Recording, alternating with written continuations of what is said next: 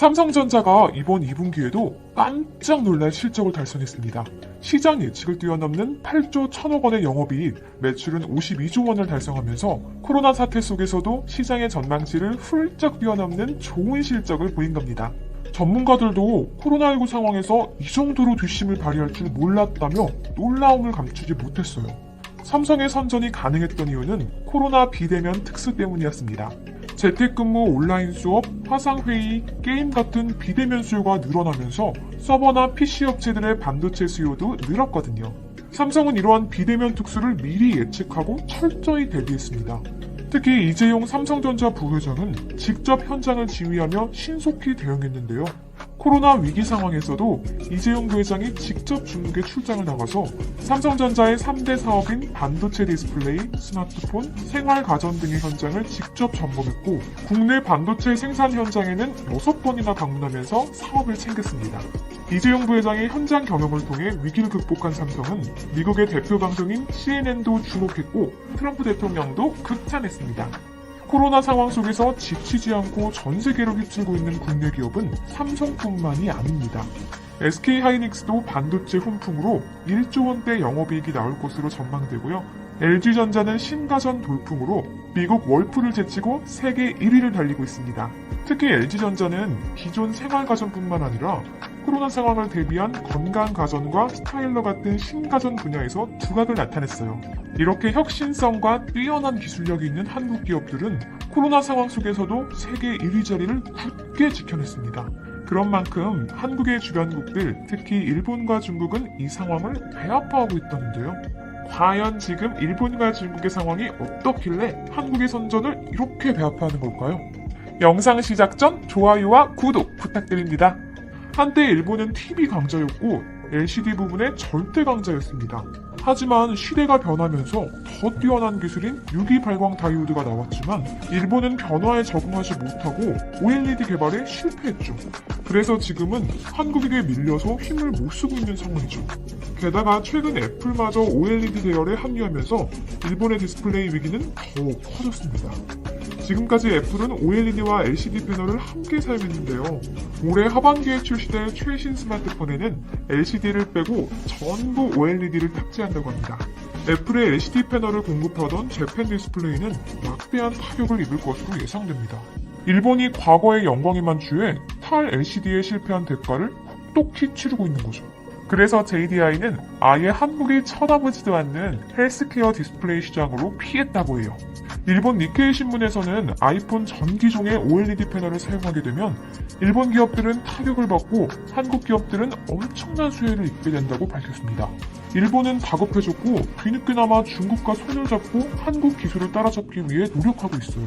하지만 한국의 기술이 그 자리에 머물러 있진 않겠죠? 한국은 또다시 격차를 더 크게 벌리면서 중국과 일본의 추격을 가볍게 따돌리는 중입니다.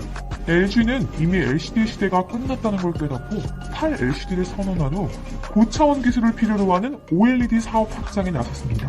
삼성은 OLED에서 멈추지 않고 QLED를 넘어 QD 디스플레이와 QNED까지 준비하고 초격차 기술들을 선보이면서 기술의 세대 교체까지 나섰어요. 그러니까 이제 OLED를 열심히 개발하는 중국과 일본은 한국을 절대 따라올 수가 없는 겁니다.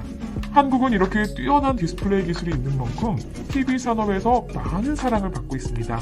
이미 미국과 유럽에서는 삼성 QLED 8K TV가 최고라는 호평이 쏟아졌는데요.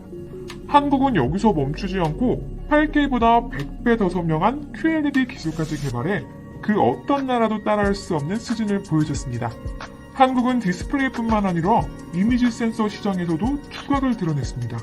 삼성이 전 세계 최초로 1억 800만 화소 이미지 센서를 개발했기 때문인데요. 한때는 이미지 센서의 절대 강자였던 일본 기업 소니마저 삼성을 이길 수 없다는 걸 인정했습니다. 지금은 경쟁사인 삼성의 이미지 센서를 사용할 정도라고 해요. 중국 샤오미도 마찬가지고요. 일본은 이제 본인들이 앞서고 있던 분야마저 한국에게 추월당했는데요. 아마 이런 상황이 지속되면 일본은 이미지 센서 최대 공급사라는 타이틀마저 한국에게 빼앗기게 될 겁니다. 한국의 선전은 여기서 그치지 않았습니다. 그동안 단 한 번도 1위를 하지 못했던 SSD 시장에서 얼마 전 한국이 대만을 제치고 1위를 달성했거든요.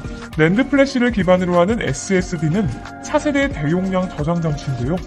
기존 HDD에 비해 속도가 빠르고 오류가 적어서 점점 더 수요가 높아진 제품입니다. K반도체는 이전에 D램뿐만 아니라 이제는 낸드 플래시에서도 세기를 선도하고 있습니다. 한때 스마트폰 시장이 정체되면서 낸드 플래시 업체들은 적자의 늪에 빠졌습니다. 다른 나라들은 낸드 플래시를 애물단지 취급하며 포기했죠. 하지만 한국은 끝까지 연구해냈습니다. 그러다 5G 시장이 확대되면서 낸드 플래시로 만든 SSD 시장이 활발해졌고 한국이 자연스럽게 빛을 보게 된 겁니다. SSD 시장을 주도하고 있는 삼성은 여기서 멈추지 않고 반도체를 나노 크기로 줄일 수 있는 초격차 기술까지 선보였습니다.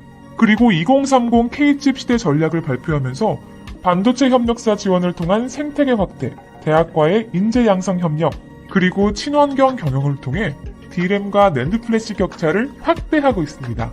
이제는 메모리 반도체 1등을 넘어 2030년까지 비메모리 반도체에서도 세계 1위를 달성하겠다는 전략이죠. 중국도 비슷한 목표를 갖고 있습니다. 2049년까지 첨단 제조업 분야에서 세계 최고가 되겠다는 테크 굴기를 내세운 건데요. 중국은 한국의 반도체를 따라잡기 위해 반도체 공장을 엄청 늘리는 중입니다. 하지만 한국차의 초격차가 쉽게 좁혀지진 않을 거예요. 중국은 미국과 인도 또 그 외 여러 국가들과 분쟁 상태에 있기 때문에 IT 굴기가 추진력을 잃어가고 있거든요. 오히려 그런 중국 덕분에 한국이 반사 이익을 얻게 될 확률도 있죠.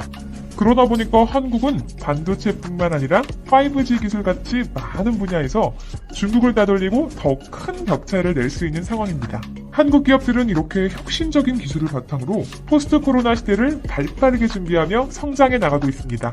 앞으로 그린 뉴딜과 수소 경제까지 결합한 첨단 산업이 시너지 효과를 만들어낸다면 한국은 그 어떤 나라보다 더 빠르게 미래 시장을 선도할 수 있을 겁니다.